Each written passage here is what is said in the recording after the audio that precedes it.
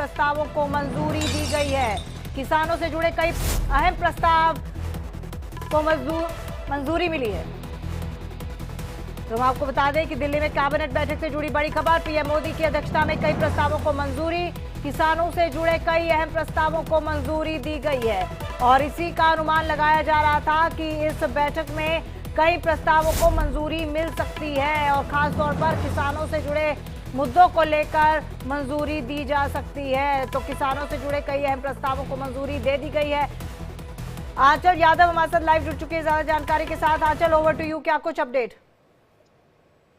बिल्कुल, देखिए आज सुबह ही जब अपने सहयोगी के साथ में चर्चा कर रहे थे कि आज मोदी कैबिनेट में किन चीजों को लेकर जो है मंजूरी मिल सकती है, उसमें देखिए एक कैटेगरी हमने किसानों की बताई थी, क्योंकि जब जब इलेक्शन आए हैं तब तब हमने देखा है कि मोदी सरकार 4 कैटेगरियों को ज्यादातर फोकस करती है, जिसमें देखिए किसान, गरीब, महिलाएं, युवा। और उनमें से देखिए एक खास कैटेगरी जिनको देखिए 2025 का कहीं ना कहीं कह सकते हैं तोहफा मिला है, देश के अन्नदाता, जो कि देश के लिए अनाज जो है उसका उत्पाद करते हैं। और ऐसे में उन लोगों के लिए खास तौर पर इसमें तोहफा मिला, जो कि सूत्रों से जानकारी मिल रही है उसमें किसानों से जुड़े हुए जो कुछ अहम प्रस्ताव है उसमें मंजूरी मिली है। जिसमें से देखिए डीएपी जो है, जो कि एक रासायनिक खाद है, और उसको यहाँ पर उसके जरिए जो है फसलों की गुणवत्ता को बेहतर करने के लिए जो है मंजूरी दी गई है। यानी कि जो डीएपी बनाने वाली कंपनियां हैं उनके लिए अगर हम बात करें, जो हमें जानकारी मिल रही है, चाहे उसमें सब्सिडी की बात करें, सब्सिडी का जो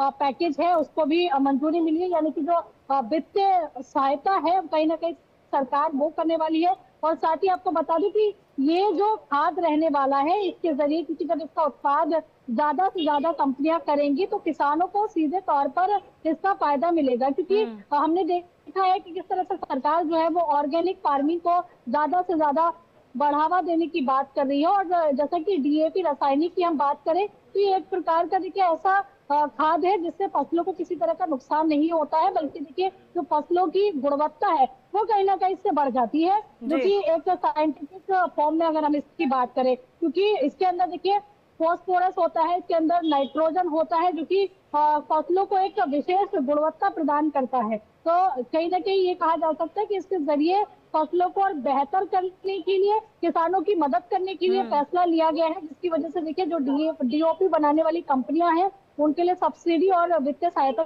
जब उनको मिलेगी तो जाहिर सी बात है कि डीएपी का जो उत्पाद है वो ज्यादा से ज्यादा बढ़ेगा। और जब डीएपी का रासायनिक का उत्पाद बढ़ेगा तो जाहिर सी बात है कि उसको किसान ज्यादा से ज्यादा खरीदेंगे, और जिसकी वजह से जो भारतीय खेती है उसको भी कहीं ना कहीं जो कह सकते हैं कि जहरीली खेती, जो कि हम बिल्कुल। तो कैबिनेट बैठक में अब एक अहम मुद्दे पर जो मंजूरी मिली है वो है किसानों का। बाकी की अपडेट भी आपसे लेंगे। फिलहाल आपका बहुत बहुत धन्यवाद तमाम जानकारी के लिए।